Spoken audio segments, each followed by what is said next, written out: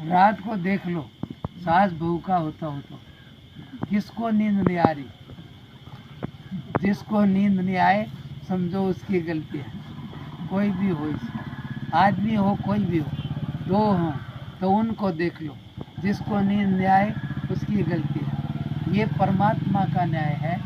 और यहाँ का न्याय बाहर से बोले, सामने से आके उल्टी साइड रोंग साइड से टक्कर मारते हैं तो क्या कहेंगे? यहाँ के कानून वाले इसकी गलती है। लेकिन परमात्मा का नियम क्या कहता है कि नहीं, दुख देखो किसको होया है, तो दुख तो ये सीधे वाले को होया, तो उसके न्याय में जिसको दुख होया है उसकी गलती है। और बिना करे किसी को दुख हो जाए तो वो पूरा जो व्यवस्था करता है उसको दोष लगे कि नहीं लगे? इसलिए उसकी व्यवस्था में कभी भी गलत होया ही नहीं है, होगा भी नहीं। एक ही बात जीवन में समझ जाए और उतार ले तो बहुत सारी समस्याएं हल हो जाएं। पर ये किसके लिए है? जिसको छूटना है उसके लिए है। और जिसको यहीं पर रहना हो तो वो फिर सही इन बातों को, परमात्मा के न्याय को नहीं माने। तो इसलिए इसको लेकर के बोलेंगे कि वो परमात्मा के न्याय को न माने। वो बैठा रहने दे, छेड़े मत, किसी को कुछ मत बोल, अपने आप जो आएगा आप सेट कर लेगा, समझा ना? बीच में चौधरी मत बन। इसलिए इसको बोलते हैं कि वो जो भी आता है कहीं ना कहीं अपने आप सेट हो जाएगा, जो जिसकी व्यवस्था है। से ये बात समझने की, निकलने का है तो परमात्मा का न्याय, और उलझने का है तो अपनी चलाना या यहाँ का न्याय। ये बात समझ आई?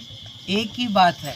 तो आदमी किसी ने भी कुछ भी हमारे को किया और इतना समझ ले अभी तो मैंने नहीं किया लेकिन इसने दुख दिया, तो इससे क्या होगा?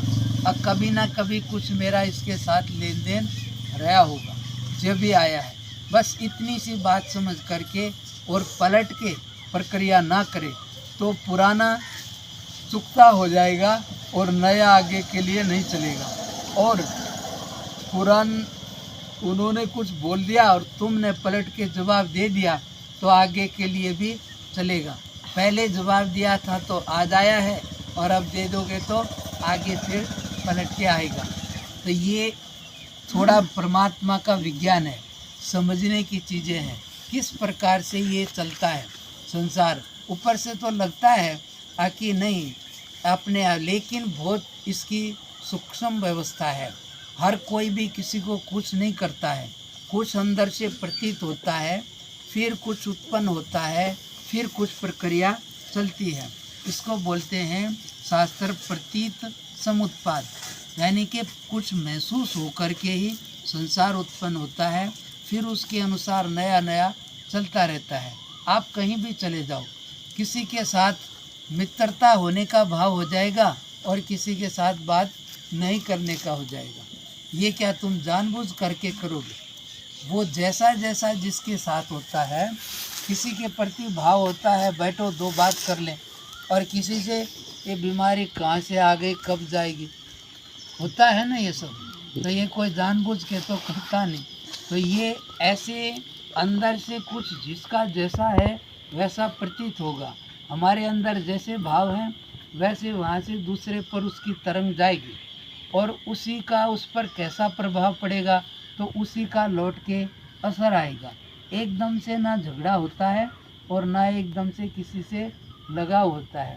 धीरे धीरे कुछ कुछ चीज़ें महसूस होती हैं और उसके अनुसार आगे चलता है। किसी से प्रेम हो जाता है और किसी से विरोध भी हो जाता है। तो इन सब चीज़ों के पीछे एक अंदर का विज्ञान काम करता है। तो उसके लिए कहते हैं कि ये संसार प्रति बात आज थोड़ी मक्खियों की वजह से जैसे तैसे थी, लेकिन इसमें कल एकादशी की बात आ गई थी। कोई भी व्रत है तो उसमें जो भी व्रत करे तो खाने पीने के चक्कर में न पड़े। यदि खाने पीने के चक्कर में रहा तो व्रत किसका होगा? खाने पीने का होगा। और बहुत से तो व्रत की जगह भरत करते हैं, भरत भरत समझते हो ना? विश्व भरण पोषण कर जोई और ताकर नाम भरत अस होई। पूरे विश्व का जो भरण पोषण करता है उसका नाम भरत है। तो कौन है? अब भरत जी तो चले गए, अब कौन करता है उसका विश्व का भरण पोषण? नहीं समझे? बोलो जैसा भी समझे। अरे विश्व का भरण पोषण भरत से नहीं होता, अन्न से होता है, खाने पीने से होता है। समझ में आया? इसलिए रामायण में आता है कि विश्व भरण पोषण कर जोई और ताकर नाम भरत अस होई। तो इसलिए विश्व का भरण पोषण किससे? अन्न से, फल, कुछ भी खाने से। इसलिए पहले राज किसको मिला? भरत को, बाद में आएगा राम जी को।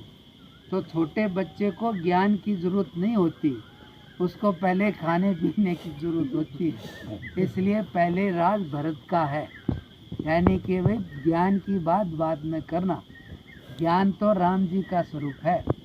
और आनंद, आत्मा के अंदर जो आनंद है, राम क्या है कि जिसके एक बूंद से तीनों लोगों की जो दौड़ है ना, किसके लिए है?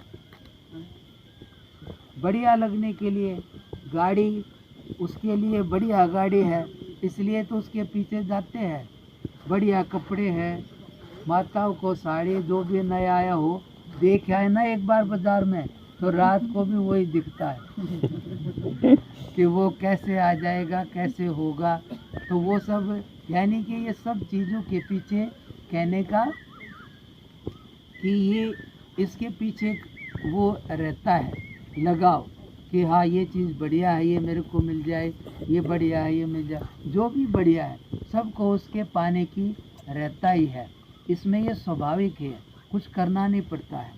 तो ऐसे ही यहाँ पर है कि जो भरत है या और भी कुछ करते हैं, तो किस लिए करते हैं कि आप जितना जितना अंदर से तृष्णा से रहित होते चले जाएंगे, तो आपका आनंद वाला आत्मा, यानी कि आनंद, राम जी की बात थी। तो राम जी क्या है कि राम जी इस तीनों लोकों में एक समुद्र है, उसमें एक सीख डुबाओ और ऐसे निकालो और उसको ऐसे छींटा मार दो। पूरे सारे जितने भी लोग हैं इनमें जो सुख है वो इतना ही है, एक बूंद जितना। और उसी से सब लोग, जरा सा भी एक बार कहीं से कुछ हो जाए, फिर सारी ज़िंदगी उसी को नहीं भूलता है, जन्म जन्मों तक उसी को लिए रहता है, चाहे उसमें कितना भी उलझन हो। कितने काम धंधे दिन रात करते हैं आदमी, क्यों लगे रहते हैं? उसी की आस रहती है कि ये मिल जाएगा, ये हो जाएगा, इसके लिए। लेकिन राम जी क्या है? वो सुख का समुद्र है, समुद्र, वो आनंद का सागर है और संसार में एक बूंद है। तो बोलो उसका कुछ सोच सकते हैं कि कैसा होगा? इसलिए हनुमान जी ने लंकड़ी को एक गुस्सा दिया तो क्या